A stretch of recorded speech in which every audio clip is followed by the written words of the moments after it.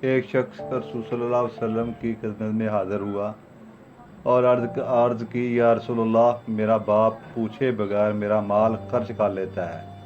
آپ نے کہا، بلاؤ۔ جب اسے پتہ چلا کہ میرے بیٹے نے شکایت کی ہے تو اس نے دل میں کچھ اشعار پڑھے۔ تو حضرت جبرائیل علیہ السلام پہلے آئے۔ یا رسول اللہ، اللہ تعالیٰ کہہ رہے ہیں اس سے پوچھو وہ شعر بتاؤ، میرے کانوں نے نہیں سنے، تیرے دل میں آئے تھے، اللہ نے سن لیے۔ اللہ کے نبی نے فرمایا، پہلے وہ شعر سنا جو تم نے تو نہیں کہے زبان سے، پر اللہ نے سن لیے۔ کہنے لگا، یا رسول اللہ، آپ کا رب ہر وقت ہمارے ایمان کو آپ پر زیادہ سے زیادہ بڑھاتا رہتا ہے۔ اس ذات کی قسم جس کے قبضے میں میری جان ہے، یہ چند میرے دکھ بھرے خیالات الفاظ کی شکل میں ڈلے، لیکن میری تصور میں رہے اور دفن ہو گئے، باہر نہیں نکلے، میری زبان سے ادا نہیں ہوئے، میرے کانوں نے نہیں سنا، آپ کے رب نے سن لیا۔ اچھا بتاؤ تم نے کہا کیا تھا؟ وہ کہتا ہے، یا رسول اللہ، میرے بیٹے جس دن تو پیدا ہوا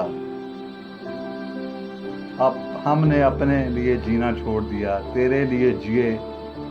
تیری ماں تجھے دودھ پلاتی تھی، میں تیرے لیے روٹی کے نوالے لاتا تھا، میری ساری کمائی تیرے اوپر لگتی تھی، تجھے خوش دیکھتے تھے تو خوش ہوتے تھے، تجھے روتا دیکھتے تو روتے تھے۔ جب تو کبھی بیمار ہو جاتا ہم تیرے سرانے بیٹھ کر ساری رات روتے تھے، دعائیں کرتے رہتے تھے، ہمارے بچے کو بچا لے یا اللہ، ہمارے بچے کو صحت دے دے۔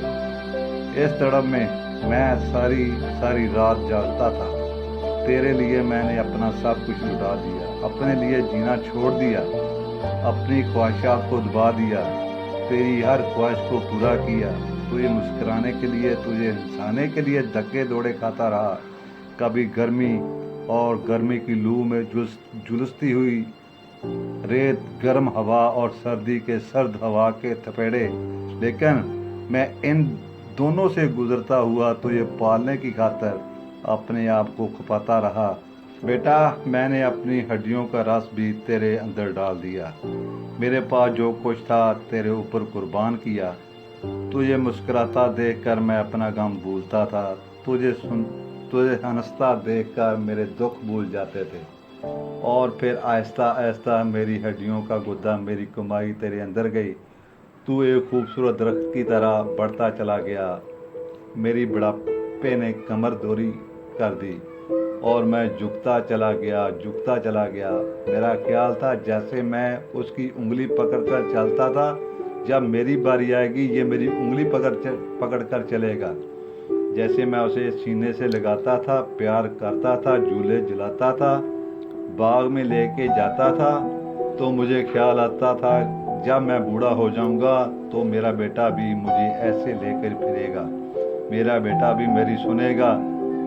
یہ 100 دفعہ پوچھتا تھا، یہ کیا ہے؟ میں ہر دفعہ جواب دیتا تھا، یہ ہے۔ تو اب میں بڑھاپے میں اس سے بات کروں گا، یہ میری بات سنے گا، میں اسے نوالے کھلاتا تھا، یہ مجھے روٹی کھلائے گا، میں اس کی انگلی پکڑ کر چلاتا تھا، یہ میرا ہاتھ پکڑ کر چلائے گا، میری کمر بڑھاپے نے جھکا دی، میں ایک خشک پیڑ کی طرح ہو گیا، اور جوانی نے تیری کمر کو سیدھا کیا، تو ایک تر و تازہ ایک درخت بن گیا۔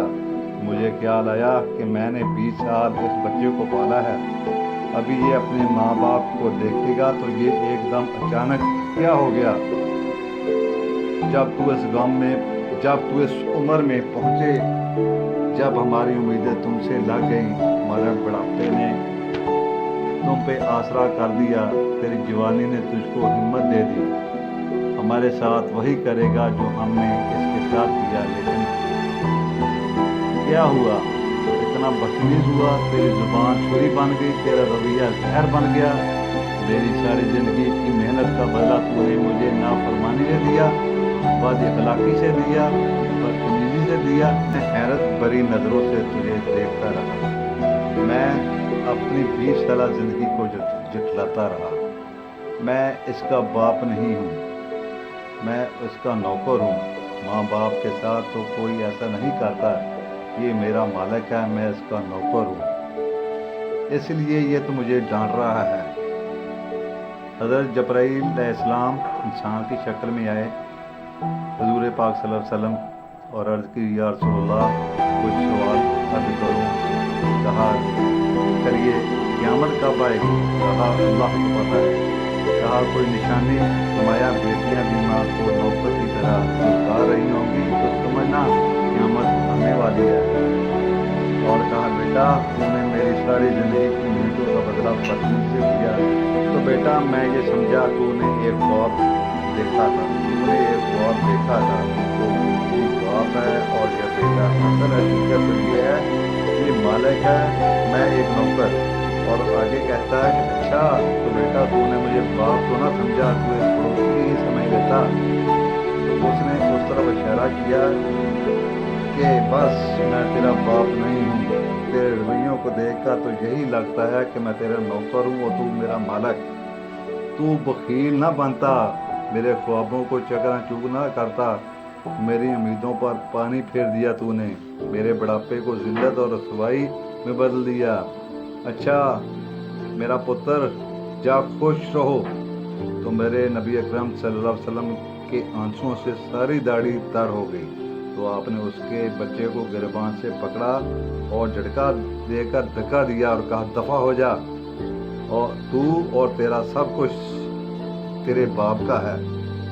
آج کل کے دور میں بچوں کو میں نے یہ کہتے ہوئے سنا ہے باپ کو, تو نے میرے واسطے آج تک کیتا کیے, میرے واسطے آج تک بنایا کیے. آج کل تو گالی گلوچ دھکے دے کر والدین کو گھر سے نکال دیتے ہیں. حضرت علی رضی اللہ تعالیٰ سے کسی نے پوچھا آپ کے بیٹے حسن کیسے بیٹے ہیں؟ تو آپ نے کہا حسن میرا وہ بیٹا ہے جب میں چلتا ہوں تو میرے آگے نہیں چلتا, جب میں کہیں بیٹھنے کا موقع آتا ہے